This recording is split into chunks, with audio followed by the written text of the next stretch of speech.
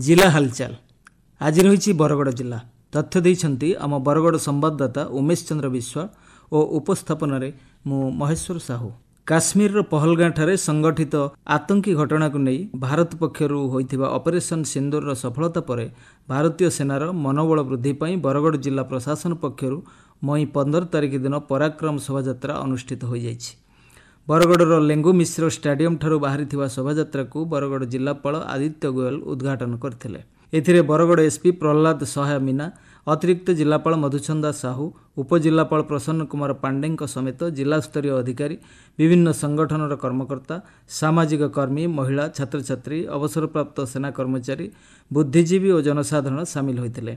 सेहीपरि Bharatiya Janata party Bargarh जिला शाखा पक्षरु बरगड़ सहर में एक तिरंगा यात्रा अनुष्ठित होइथिला। बरगड़ विधायक अश्विनी षडंगी नेतृत्व में होइथिबा एही शोभायात्रा रे बरगड़ सहरर विभिन्न वर्गर शताधिक व्यक्ति समेत बहु दलीय कर्मी सामिल होइथिले।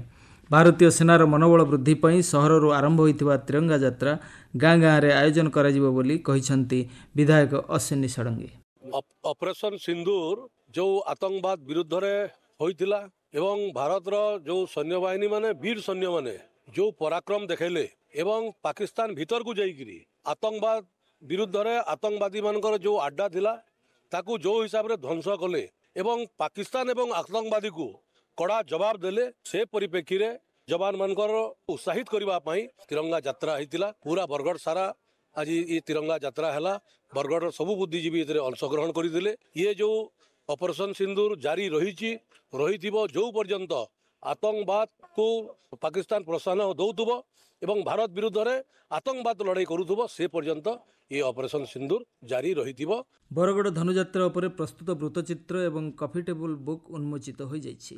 बरगड़ धनुयात्रा महोत्सव समितिर अध्यक्ष तथा बरगड़ जिलापाल आदित्य गोयल, बरगड़ विधायक अश्विनी षडंगी, अताविरा विधायक निहार महानंद और पदमपुर विधायिका वर्षा सिंह बरिहा प्रमुख जोगदे यहाकू उन्मोचन करथिले। धनुयात्रा को विश्वस्तर में परिचित करने आगामी दिन में अनेक गुरुत्वपूर्ण पदक्षेप ग्रहण करने को बैठक में आलोचना होइथिला। भारत में अवस्थापित विभिन्न देशर राजदूत माननकु एही पुस्तक एवं वृत्तचित्र प्रदान कराजिबो बोली कहिसंती धनुयात्रा महोत्सव समितिर आवाहक सुरेश्वर सतपथी। बैठक उद्देश्य थिला जे हमर जेटा धनुयात्रा को यूनेस्को रे मान्यता पाइबार लगी राज्य सरकार जन प्रचेष्टा करूछन से लगी आमर गोटे कॉफी टेबल तैयारी करा जाइछे जेंटा कि आमर विभिन्न यूनेस्को एवं सब फॉरेन एम्बेसी मान को सेटा दिया जिबा आमर जेंटा डॉक्यूमेंटेशनटा करा जाइछे कॉफी टेबल आकार रे तार उन्मोचन करिके सेटाके शीघ्र राज्य सरकार को देला से मन निजे पठाबे ताकि सेटा उन्मोचित होइछे एवं आमर गोटे वीडियोग्राफी 16 मिनिट आमर 11 दिन रो यात्रा के 16 मिनिट रे सीमित करिके गोटे वीडियोग्राफी करा जाइछे गोटे शॉर्ट फिल्म जेंटा कि आमे भी पठै पारमा विभिन्न एम्बेसी निके यूनेस्को निके आमर नेशनल स्कूल ऑफ ड्रामा आगामी दिन धनुयात्रा के व्यापक करबार लगी अधिक परिव्याप्त करबार लगी अधिक भव्य करबार लगी जेन सब केंद्रीय संस्था मानकर जेन मानकर तुम जातीय अंतर्जातीय संस्था मानकर जार आवश्यकता अछि तार दृष्टि आकर्षण करबार लगी विभिन्न प्रकार डॉक्यूमेंटेशन एथर करा जाइछे। आगामी वर्षा ऋतु पूर्व संभाव्य प्राकृतिक विपर्ययर मुकाबला पई एक प्रस्तुति बैठक बरगड़ जिलापाल आदित्य गोयल अध्यक्षतार अनुष्ठित हो जाइछे। जिला बन्या बात्या जनित प्राकृतिक विपर्यय समय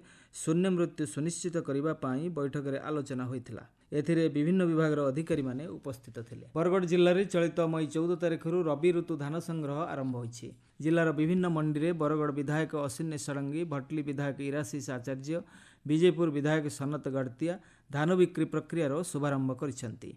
बरगड़ अताविरा और पद्मपुर नियंत्रित बजार कमिटी अधीन मोट 118 गोटी स्थायी और अस्थायी धान क्रय केन्द्ररू चाषी मानक ठारू धान किणा जाउछि। धान बिक्री पई 92,571 जन चाषी नाम पंजीकरण होइछि। विजयपुर पंचायत समिति अध्यक्ष मोतीराम साहू अनास्था प्रस्ताव में पराजित होइछन्ति। तांक विरोध में अणा जाइथिबा अनास्था प्रस्ताव उपरे मई 20 तारिख दिन भोट ग्रहण होइथिला। ब्लॉक 23टी पंचायत मध्यरु 17टी पंचायतर सरपंच और 13 जन समिति सभ्य उपस्थित रही अनास्था प्रस्ताव सपक्ष में मतदान करथिले। जिला हालचाल आज पई एतिकी। आसंता काली जिला हालचाल रे सुनिबे भद्रक जिला संपर्क रे।